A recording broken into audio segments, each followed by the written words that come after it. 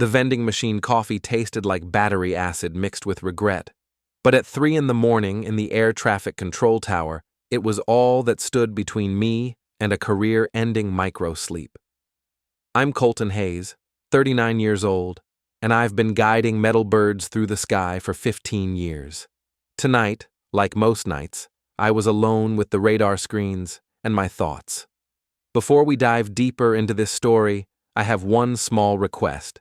Please subscribe, drop a like, comment, and hit that hype button to boost this channel so more people can discover these incredible Reddit stories. My phone buzzed. Family group chat. Mira had sent a selfie from what looked like a restaurant booth. "Girls' night out," she'd typed, but there was clearly a man's bare forearm visible in the corner of the photo. I stared at the image, zooming in on that arm. The watch looked familiar. "Accident," I muttered, but my stomach disagreed. That pit of dread was growing deeper. I texted back a laughing emoji and went back to work, but concentration was shot. Flight 447 needed runway clearance, and I almost sent them to the wrong approach vector. Get it together, Colton. The shift ended at 6. I drove home through the gray February morning, past the shuttered storefronts of our dying downtown and the new strip malls that were slowly strangling what was left of our town's character. Our house sat on Maple Street, a modest 2-story that Mira had been improving with her interior design skills for the past 3 years. The house felt colder inside than the 20-degree air outside. "Hey!" I called out, hanging my jacket on the hook Mira had installed last month. It was one of those brushed nickel things that cost $40 at the fancy home store. "In here," came her voice from the kitchen. Flat, distant. Mira sat at the breakfast bar with her laptop open, presumably working on her latest project. She was 36, blonde, and had the kind of effortless beauty that made other women hate her and men stumble over their words. She'd been getting more compliments lately, more attention. I should have been proud. "How was girls' night?" I asked, pouring myself real coffee from the machine she'd insisted we needed. "Fine." She didn't look up from her screen. "Where'd you go?" "That new place on 5th Street, still typing. The one with the good steaks?" "I had salad." Of course she did. Mira had been on a health kick for months, counting calories and posting workout selfies. The transformation was remarkable, and I wasn't the only one who'd noticed. "See anyone interesting?" Finally, she looked at me. "What's that supposed to mean?" "Nothing. Just making conversation." She went back to her laptop. "I'm busy, Colton." I sat across from her, studying her face. We'd been married 8 years, together for 10. I knew her tells. The way she bit her lower lip when she was nervous. How she touched her earring when she was lying. Her fingers were on her left ear right now. "Your brother called yesterday," she said without looking up. "Which one?" I had 2 brothers, but I knew which one she meant. "Tanner. He might stop by this weekend." Tanner Hayes, my younger brother by 7 years, the fun one, the charming one, the one who'd never held a job longer than 2 years, or a girlfriend longer than 6 months. He worked for some logistics company now, driving their vans around the state, delivering God knows what. "Great," I said. "I'll stock up on beer." Mira smiled for the first time that morning. "He's doing really well. Got promoted last month." "Tanner got promoted?" "Don't sound so surprised. People change." I wanted to say that people don't change. They just get better at hiding who they really are, but I kept my mouth shut. Marriage had taught me when to retreat.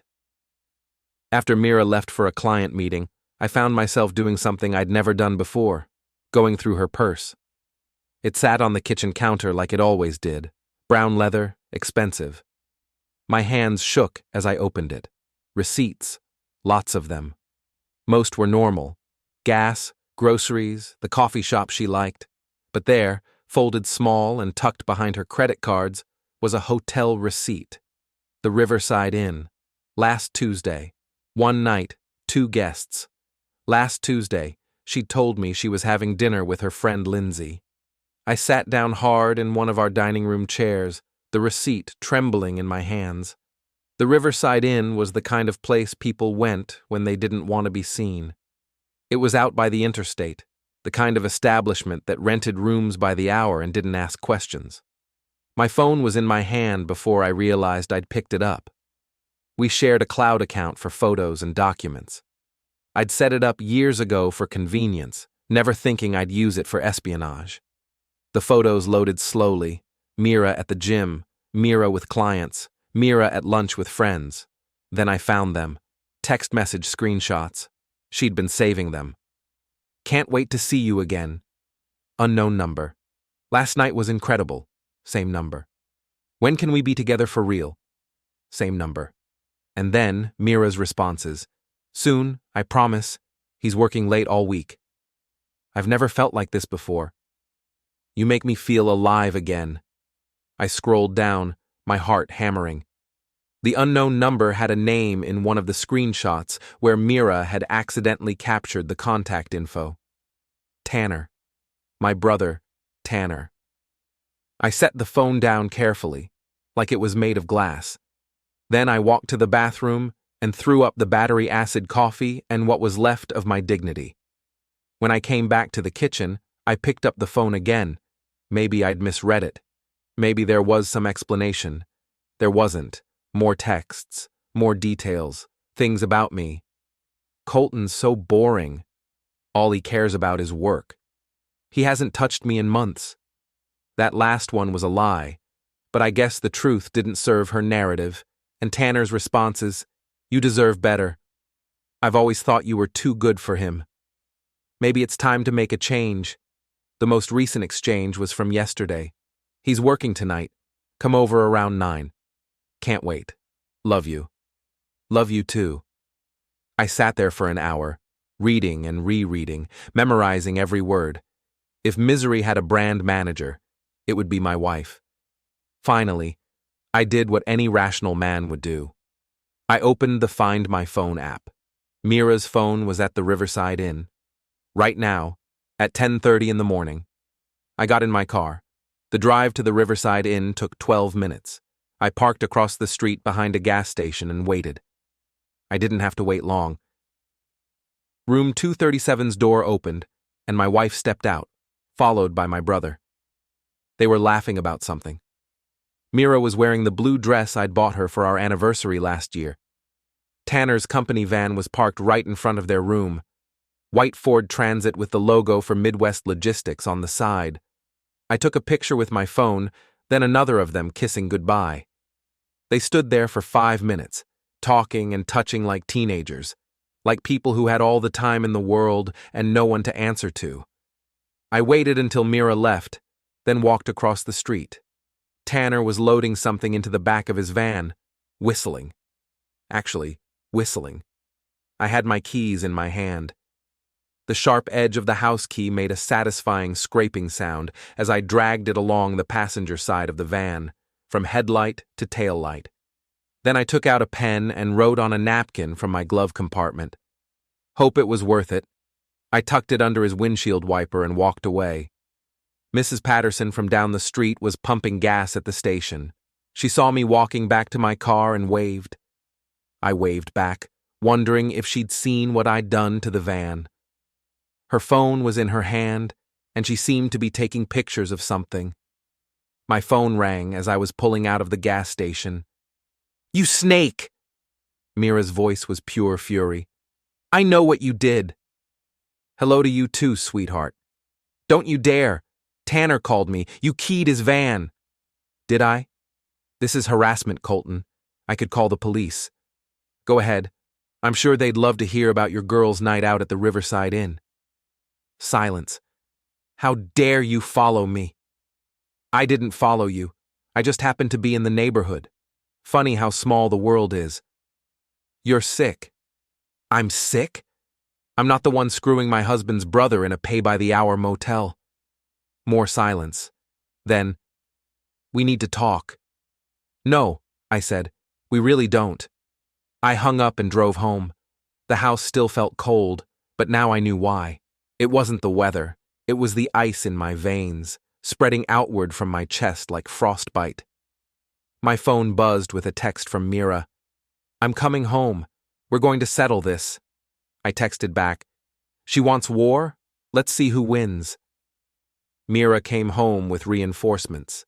Lindsay Morrison, her best friend since college, walked through my front door like she owned the place. Lindsay was 34, divorced, and had the kind of bitter edge that came from watching everyone else's happiness with a microscope, looking for cracks.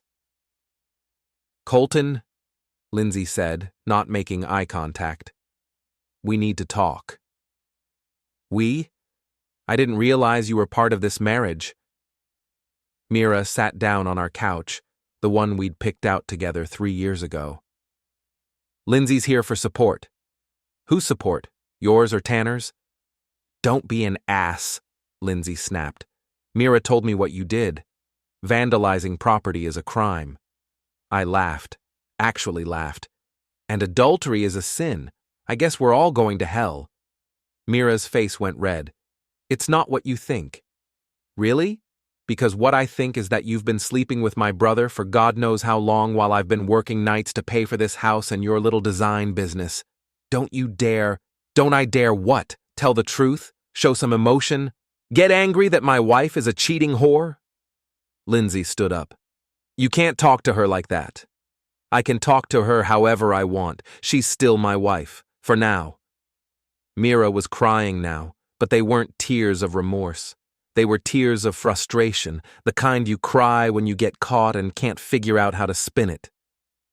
"Tanner and I, we didn't plan this. It just happened." "Things don't just happen, Mira. You made choices. You chose to lie to me. You chose to meet him at that motel. You chose to save screenshots of your romantic texts, like some teenager." Her eyes went wide. "You went through my phone? Our cloud account. You know, the one you use to back up everything? Including your affair." Lindsay was taking notes on her phone. Actually taking notes. "What are you doing?" I asked. "Documenting your behavior, the verbal abuse, the property damage. Mira's going to need this for the divorce." "Divorce?" I looked at my wife. "Is that what this is about? You want a divorce?" Mira wiped her eyes with a tissue Lindsay handed her. "I want you to get help, Colton. You're obsessed with control. You follow me around, go through my private things." "Your private things?" "We're married. We don't have private things." "See?" Lindsay said to her phone. "More controlling behavior." I stood up. "Get out." "What?" Mira looked genuinely surprised. "Both of you. Get out of my house." "This is my house too," Mira said. "Then I'll leave." I grabbed my jacket. "But when I come back, I want you gone." I drove to Murphy's boxing gym on the south side of town. It was the kind of place that still existed in our little corner of the world. Old brick building, windows painted over, the smell of sweat and leather and dreams deferred. Coach Ray was working with a kid on the heavy bag. Ray Kowalski, 62 years old, former Golden Gloves champion who'd never quite made it to the big time. He'd been running this gym for 20 years, training kids who mostly went nowhere but occasionally produced someone special. "Colton," he said when he saw me, "you look like shit. Feel worse. Wife troubles?" "Wife's sleeping with my brother." Ray sent the kid home and poured 2 cups of coffee from a pot that looked older than me. "Want to talk about it?" So I told him. Everything. The texts, the motel, the confrontation. Ray listened without judgment, occasionally nodding or making small sounds of understanding. "What are you going to do?" he asked when I finished. "I don't know. Lindsay thinks I should get help. Says I'm controlling." "Are you?" "I don't think so. I mean, I work, I pay the bills, I don't cheat or gamble or drink too much. I thought I was being a good husband. Maybe that was the problem." "What do you mean?" "Some women don't want good husbands. They want excitement, drama. Your brother, he's the fun one, right?" "Always has been." "And you're the responsible one. The one who shows up, does the work, pays the bills." "Yeah, Well, responsible is boring until the bills come due. Then boring looks pretty good. Ray was right, but it didn't make me feel any better. Here's what you need to understand, he continued. This isn't about you. This is about her. She's the one who broke her promises. She's the one who chose to step out. Don't let them make you the villain. Too late for that. No, it's not. But if you're going to fight back, you need to be smart about it. Don't hit back yet. Outsmart them. Get dirty, but stay smart. I spent 2 hours at the gym, working out my frustration on the heavy bag until my knuckles were raw and my shoulders ached. It felt good to hit something, even if it was just leather and sand. When I got home, Mira's car was in the driveway, but so was Tanner's van. The scratches I'd made were still visible, but someone had tried to buff them out. I walked in to find them sitting at my kitchen table, eating takeout Chinese food from the good plates. "Oh," Mira said, "you're back." Tanner looked up from his low mane. Hey, bro. That's what you're going with? Look, Colton, we need to talk about this like adults. Adults don't sleep with their brothers' wives." "That's enough," Mira said. "Sit down. We're going to work this out." "Work what out?" "The situation," Tanner said. "The three of us." I stared at him. "The three of us?" "Mira and I are together now," he said, like he was announcing the weather. "We're in love, but that doesn't mean we can't all be civilized about this." "Civilized?" "We're still family," Mira added. "We can still be friends." "Friends?" I repeated the word like it was foreign. "You want to be friends?" "Why not?" Tanner said. "I mean, yeah, things are different now, but we're all adults. We can handle this maturely." I sat down at my own table across from my wife and my brother. "Let me see if I understand this. You two are involved, but you expect me to be fine with it just because we're family." "Don't be crude," Mira said. "Crude? You're eating Chinese food off my wedding china with the man you're cheating on me with, and I'm being crude?" "We're trying to be honest with you," Tanner said. "We could have kept this secret, but we decided to tell you the truth. You decided to tell me the truth after I caught you." "Details," Tanner said, smiling. Actually smiling. That's when I lost it. I stood up so fast my chair fell over. Tanner jumped back, spilling soy sauce on his shirt. "You think this is funny?" I grabbed him by the collar and slammed him against the wall. "You think my marriage is a joke?" "Colton, stop!" Mira was screaming. "Let go of me!" Tanner was trying to push me away, but I had 40 pounds on him and 15 years of accumulated frustration. "You want my wife? Take her! But don't you dare sit in my house and smile about it!" I shoved him hard enough to knock over the coat rack, then stepped back. Tanner straightened his shirt, trying to look dignified. "You're crazy," he said. "Maybe I am. Maybe you should remember that." They left together, Mira grabbing a few things from our bedroom. She didn't say goodbye. I cleaned up the Chinese food and put the plates in the dishwasher. Then I sat in my living room and tried to figure out what came next. My phone buzzed. Text from my daughter Emma, who was 15 and lived with her mother in the next town over. "Dad, saw Aunt Mira's Facebook post. Is it true you and Uncle Tanner got in a fight?" I closed my eyes. Of course, Mira had already posted about it. Probably painted me as the unstable ex-husband who couldn't handle her happiness. I texted back, "It's complicated, sweetheart.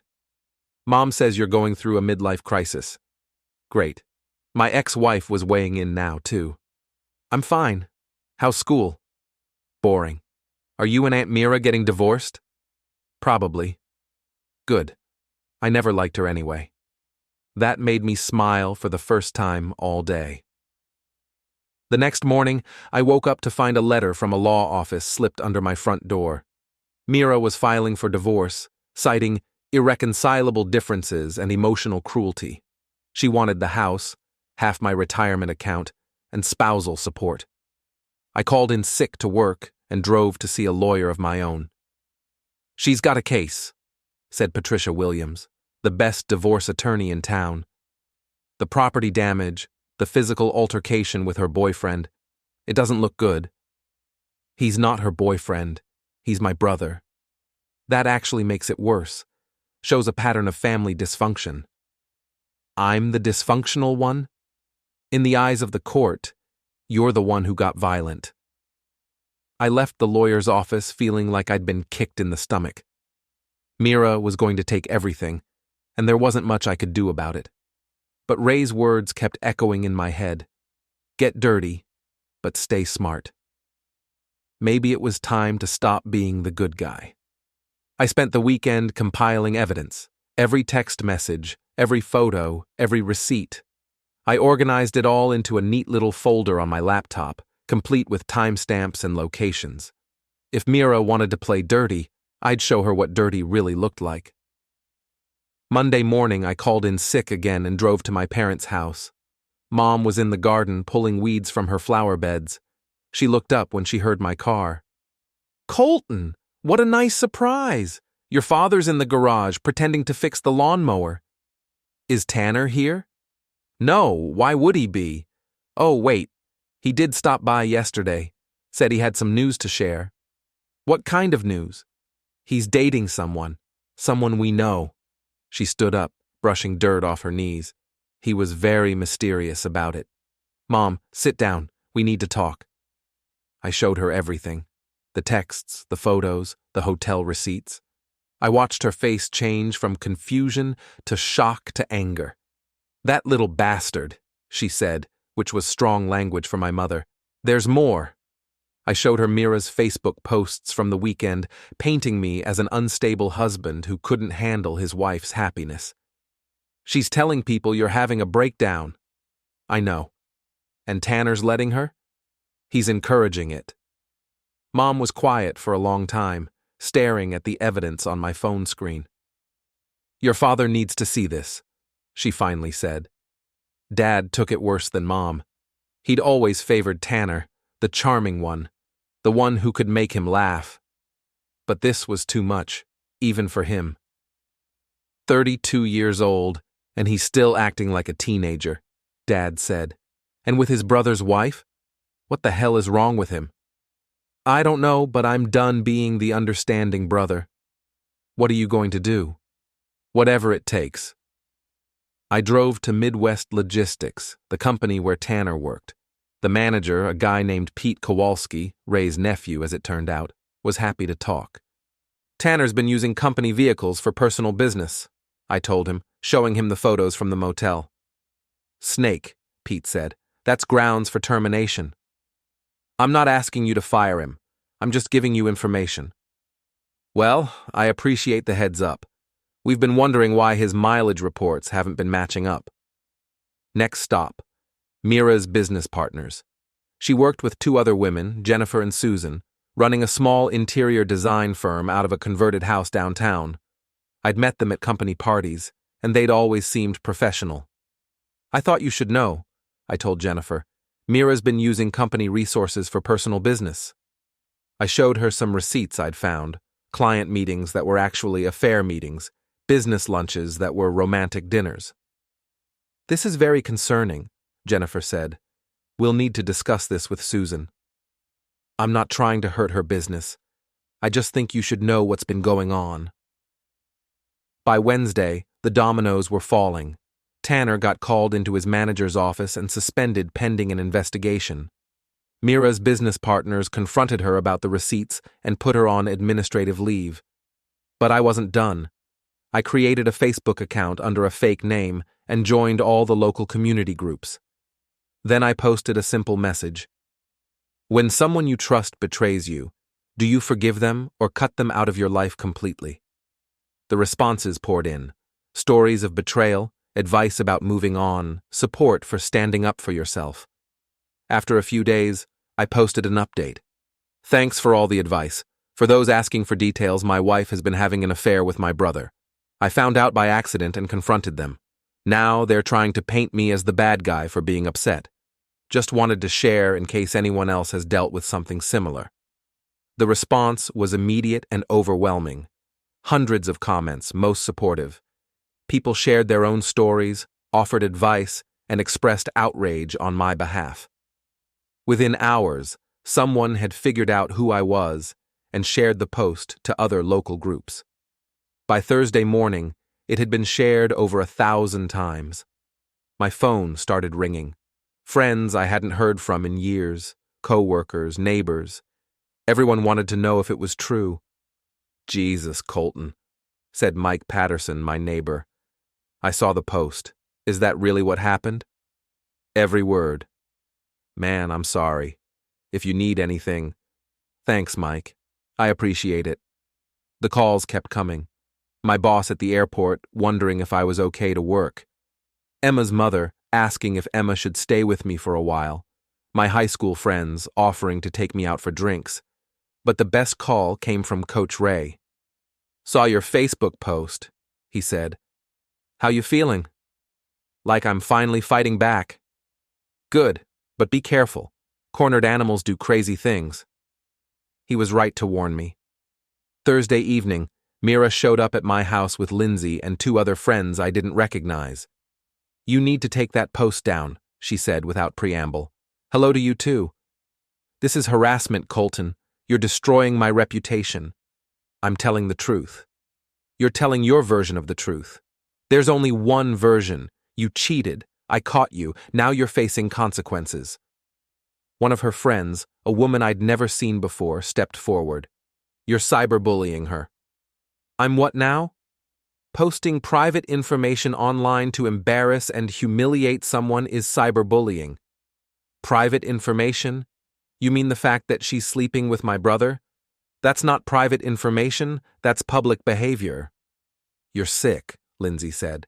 "You need help." "You know what I need? I need my wife to not cheat on me with my brother.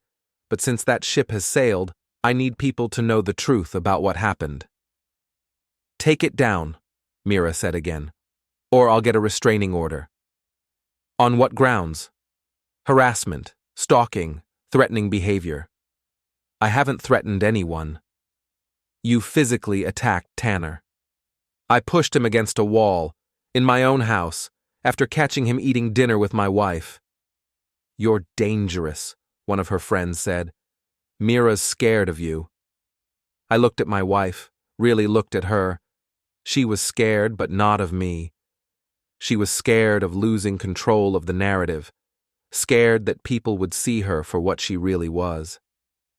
"If you're scared of me," I said quietly, "then you don't know me at all." They left, but not before Lindsay took more pictures with her phone, documenting my threatening behavior. Friday morning, I woke up to find my car windows smashed and "Psycho" spray painted on my garage door. I called the police, but there wasn't much they could do. No witnesses, no security cameras. Officer Madsen, who'd gone to high school with me, took the report and promised to keep an eye on the house. "You sure you don't know who might have done this?" he asked. "I have suspicions." "Well, keep your head down. This kind of thing has a way of escalating." But I was done keeping my head down. I was done being the victim. I drove to Home Depot and bought a security camera system. While I was installing it, Tanner drove by slowly in a different van, staring at my house. I waved. He didn't wave back. That evening, I got a call from Emma. "Dad, I saw what happened to your car. Are you okay?" "I'm fine, sweetheart. Mom says you're in the middle of a nervous breakdown." "Your mom says a lot of things." "Are you? Having a breakdown?" I thought about it. "No, Emma, I'm having a breakthrough." "What's the difference?" A breakdown is when you fall apart. A breakthrough is when you finally see things clearly. And what do you see clearly? That sometimes the good guy has to become the villain to get justice. Saturday morning, I drove to the holding pattern, the bar where Tanner liked to drink. It was early, but the parking lot was already half full. Small-town bars opened early and stayed open late. I found Tanner at the bar, drinking beer and watching college football on the big screen. He looked like hell. Unshaven, wrinkled clothes, bloodshot eyes. "Colton," he said when he saw me. "Didn't expect to see you here." "We need to talk." "About what?" About you destroying my marriage and then trying to destroy my reputation. I didn't destroy anything. Your marriage was already over. According to who? According to Mira. She told me you guys hadn't been happy for years. And you believed her? Why would she lie? To justify sleeping with you. The bartender looked over at us. Tanner lowered his voice. Look, I'm sorry it happened this way, but Mira and I are in love.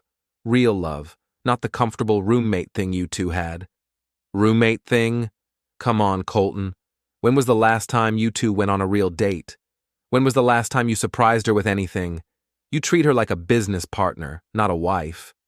And you treat her like a whore. Tanner stood up. Watch your mouth. Or what? You'll key my car? Spray paint my garage?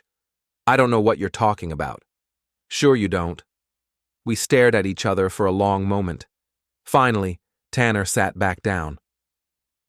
What do you want, Colton? I want you to leave town. What? Pack your shit and leave. Go somewhere else, start over. Leave Mira alone, leave me alone, and maybe we can all move on. I'm not going anywhere. Then things are going to get worse for you. Is that a threat? It's a promise. I left him at the bar and drove home. The security cameras were working perfectly, recording everything. I had a clear view of the street, the driveway, and the front door. Sunday morning, I woke up to find Tanner's van parked across the street. He was just sitting there, watching my house. I waved from the window. He started the van and drove away. But he came back that afternoon, and again that evening. Monday morning, I called Pete Kowalski. That van Tanner's driving, I said. Is that a company vehicle? Yeah, why? He's been using it to stalk me, parking outside my house, following me around town. Snake, that's it. He's fired. I'm not asking you to fire him. Well, I am. This has gone too far. Tuesday morning, Tanner showed up at my house on foot. He was drunk and angry and looking for a fight. You got me fired, he said when I opened the door.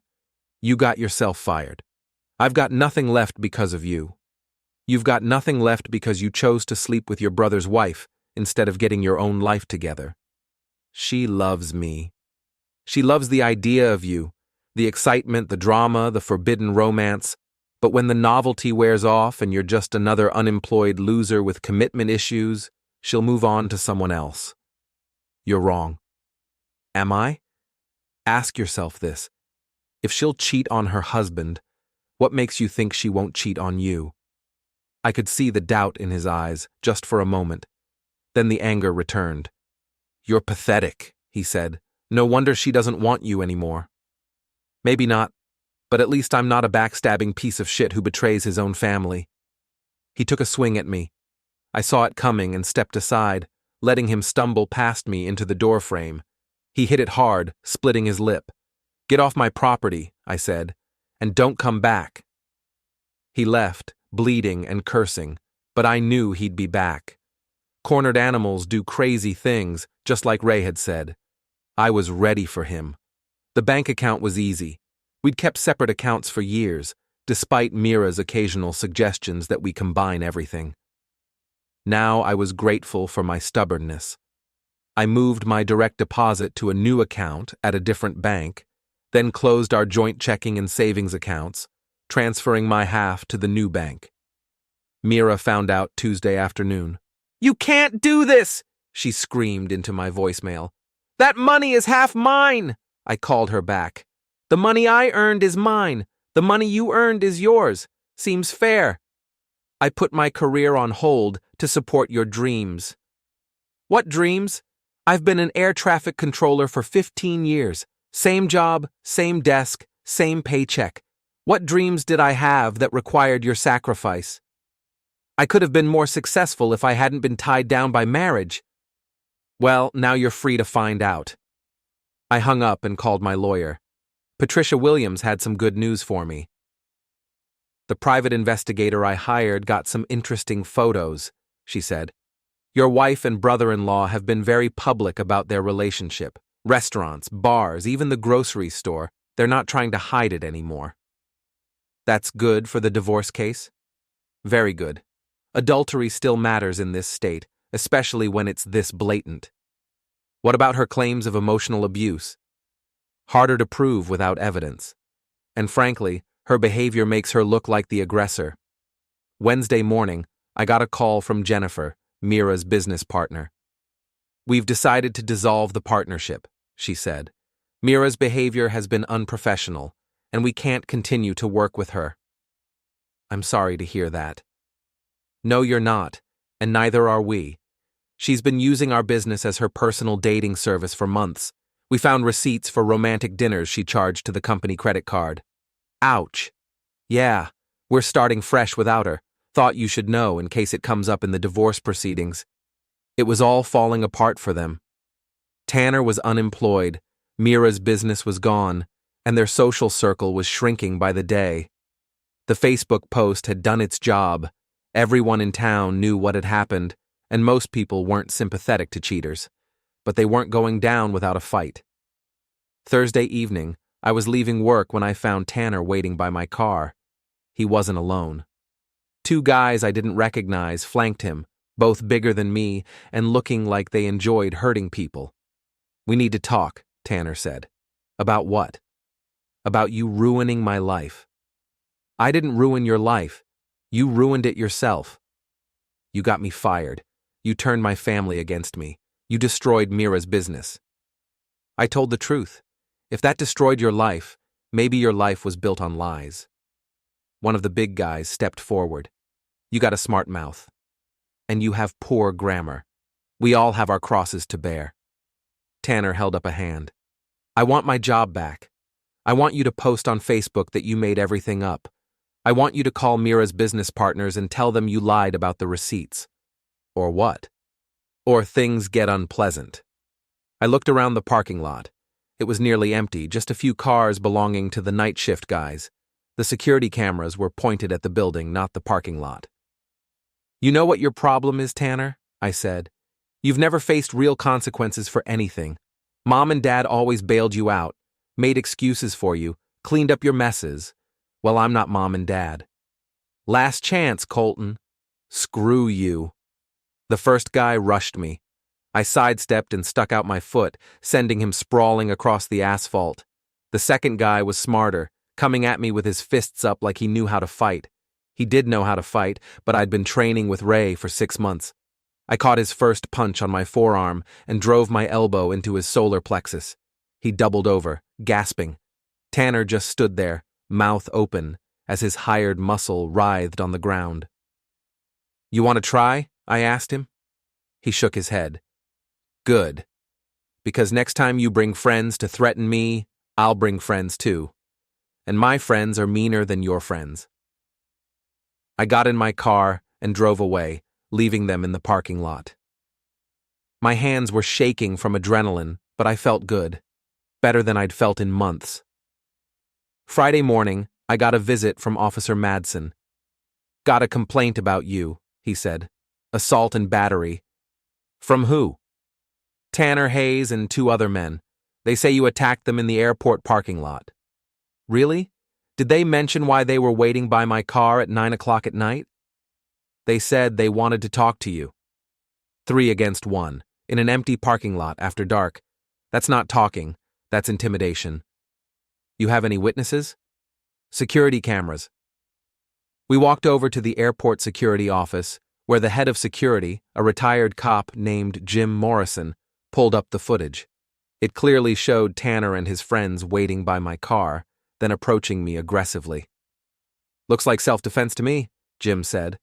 Officer Madsen agreed. I'll file a report, but I don't think charges are warranted. However, I'd recommend you both stay away from each other. I'm not the one showing up where I don't belong. That afternoon, I drove out to the lake where our family used to have reunions. The community center there was available for rent, and I had an idea. I'd like to book the main hall for this weekend, I told the manager. What kind of event? Family meeting. I sent out invitations to everyone. Parents, siblings, aunts, uncles, cousins, family, friends. The subject line was simple. Time for truth. Most people said they'd come. A few asked what it was about. I told them they'd find out. Mira called me Saturday morning, furious. What the hell is this family meeting about? It's about clearing the air. You can't do this. This is harassment. It's a family gathering. You're still family, aren't you? I'm not coming. Your choice, but Tanner will be there, and my parents, and everyone else who's been hearing different versions of what happened. Might be your only chance to tell your side of the story. She hung up, but I knew she'd come. She couldn't resist the opportunity to play the victim in front of an audience. Saturday evening, the community center filled up with Hayes family members and friends, about 30 people in total, including some I hadn't seen in years. Mira arrived with Lindsay and sat in the back row. Tanner came alone and sat on the opposite side of the room. The tension was thick enough to cut with a knife. I stood up at the front of the room and looked at the faces staring back at me. Some curious, some concerned, some already taking sides. "Thank you all for coming," I said. "I know this is unusual, but I felt it was important to get everyone together and clear the air about what's been happening in our family." "This is ridiculous," Mira said loudly. "You're airing our private business in public." "Our private business became public when you started sleeping with my brother," I replied calmly. Several people gasped. My mother closed her eyes. My father looked like he wanted to crawl under his chair. "That's enough," Tanner said, standing up. "We don't need to do this here." "Sit down," I said. "You wanted to be part of this family drama. Now you get to live with it."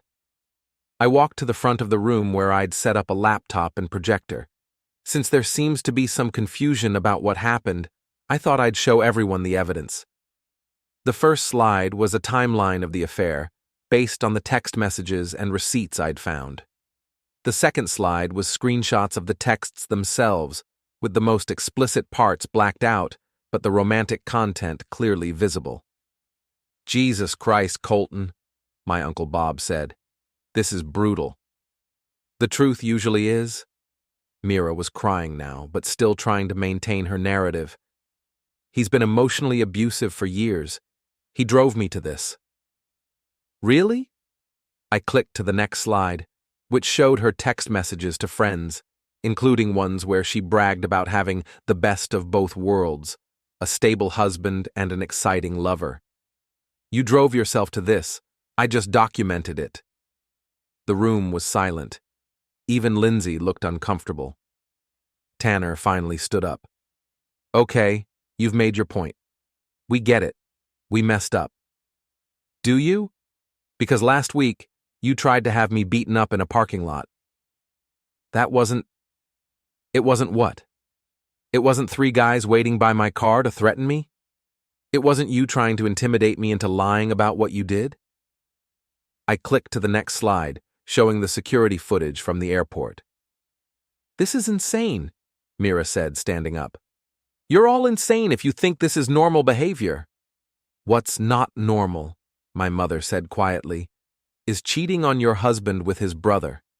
What's not normal," my father added, "is hiring thugs to threaten family. What's not normal," my cousin Sarah said, "is trying to gaslight everyone into thinking you're the victim here."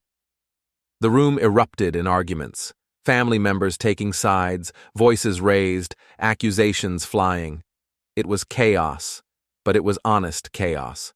No more pretending, no more polite fiction. In the middle of it all, Lindsay stood up and said something that stopped everyone cold. "This is all my fault." The room went quiet. "What?" Mira stared at her best friend. "I said this is my fault. I'm the one who encouraged you to have the affair." "Lindsay, don't—" "No, I need to say this.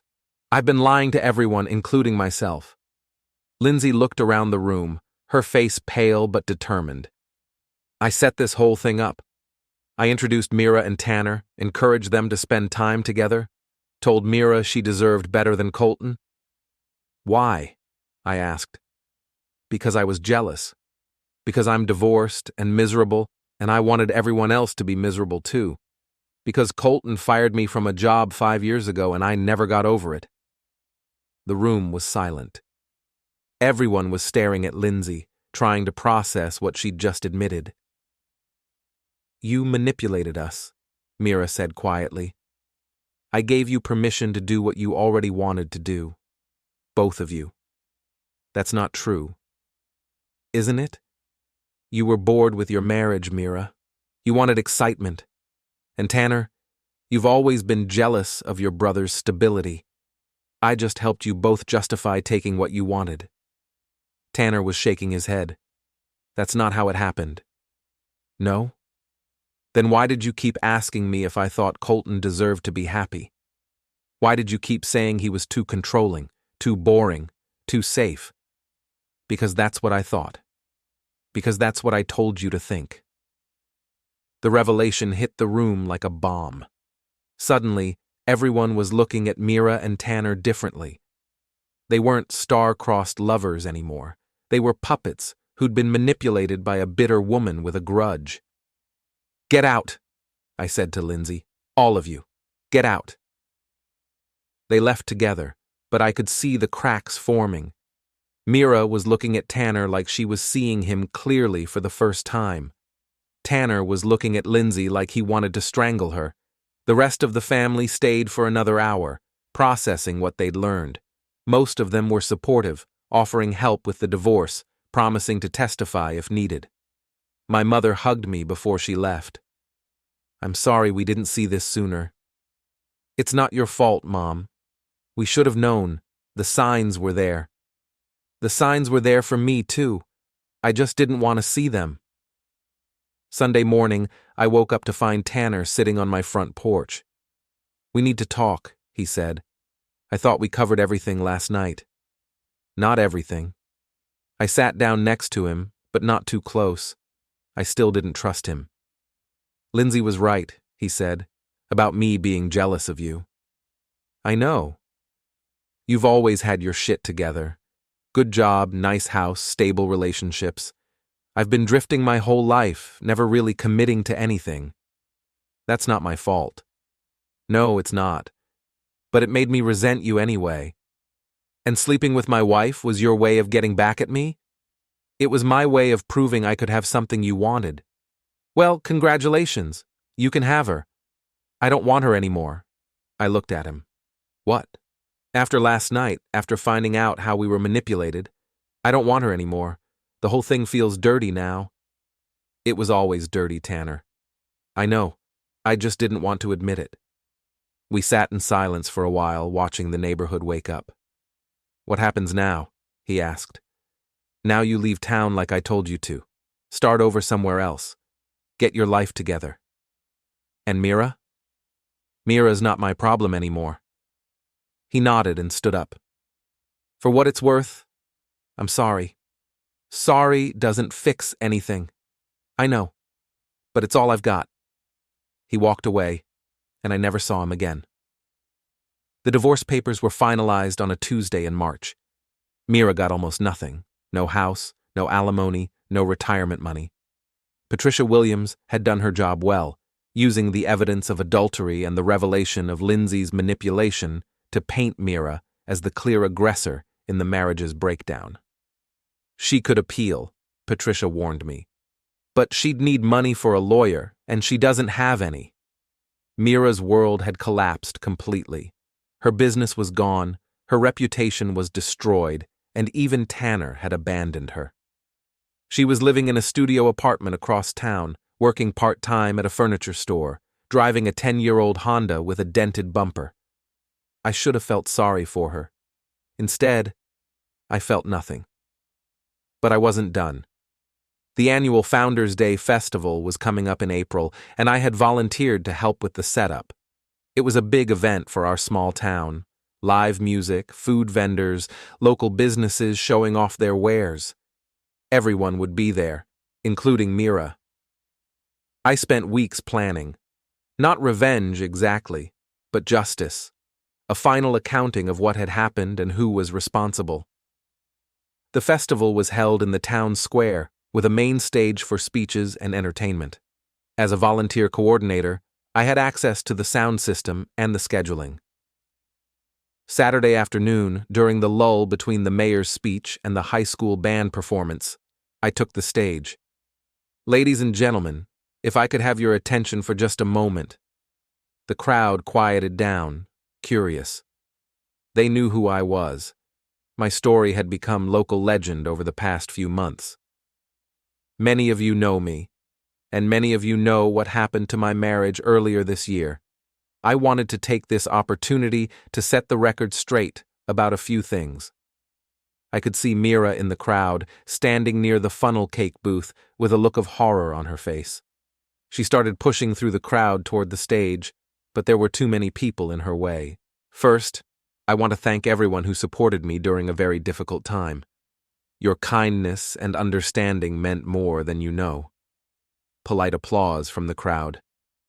Second, I want to address the rumors that have been circulating about my behavior. Some people have suggested that I was controlling, abusive, or mentally unstable. I'd like to show you what actually happened. I nodded to my friend Mike, who was running the sound system. The large screen behind me lit up with a slideshow I'd prepared, a carefully edited version of the evidence I'd gathered, suitable for public viewing. These are text messages between my ex-wife and my brother, documenting their affair over a period of several months. The crowd was silent now, reading the messages on the screen. I could see people turning to look at Mira, who had stopped trying to reach the stage and was now just standing there, frozen. These are receipts showing how they used our joint credit card to pay for their romantic encounters. More murmurs from the crowd. And this is security footage from the airport, showing my brother and two other men waiting to threaten me in the parking lot. The video played, clearly showing the confrontation and my successful defense. I'm not sharing this to embarrass anyone or to seek revenge. I'm sharing it because the truth matters. Because when someone tries to destroy your reputation to cover up their own bad behavior, sometimes you have to fight back. I could see Mira crying now, but she wasn't moving. She was trapped by the crowd and by her own shame. I've been called controlling for wanting to know where my wife was spending our money. I've been called abusive for getting angry when I caught her cheating. I've been called unstable for refusing to accept blame for someone else's choices. The crowd was with me now. I could feel their sympathy, their anger on my behalf. But here's what I really am. I'm a man who worked hard, paid his bills, and tried to be a good husband. I'm a man who believed in marriage vows and family loyalty. I'm a man who thought trust meant something. I paused, looking out at the faces staring back at me. I'm also a man who learned that sometimes good people have to do bad things to protect themselves. Sometimes you have to become the villain in someone else's story to be the hero in your own. I clicked to the final slide, which showed a photo of my empty house, clean, peaceful, mine. I'm not asking for pity or sympathy. I'm just asking for the truth to be known. Thank you. I walked off the stage to thunderous applause. The crowd was cheering, actually cheering. People were shaking my hand, patting my back, telling me how brave I was. Mira had disappeared. I found her an hour later, sitting alone at a picnic table behind the Methodist church, away from the festival crowds. She looked smaller somehow, diminished. That was cruel, she said when she saw me. It was honest. You humiliated me in front of the entire town. You humiliated yourself. I just documented it. She was quiet for a long time, staring at her hands. I never meant for it to happen, she said finally. Yes, you did. Maybe not consciously, but you made a series of choices that led exactly where you wanted them to lead. I was unhappy. So was I. The difference is, I tried to fix our marriage. You tried to replace it. I'm sorry. I know you are. You're sorry you got caught. You're sorry there were consequences. You're sorry your plan didn't work out the way you wanted. That's not true, isn't it? If I hadn't found those texts, if I hadn't caught you, would you have ever told me?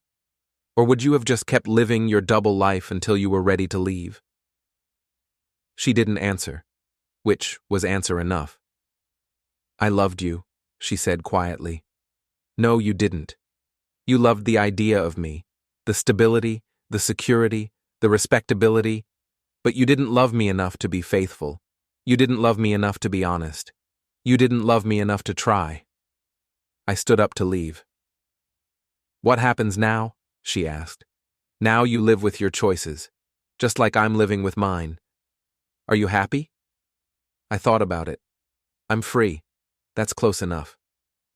I walked back to the festival where the high school band was playing and families were enjoying the spring evening. Normal people living normal lives, dealing with normal problems. I wasn't normal anymore. I'd been changed by betrayal and hardened by necessity. I'd learned that sometimes the good guy doesn't win, and sometimes winning requires becoming someone you never thought you could be. But I was okay with that.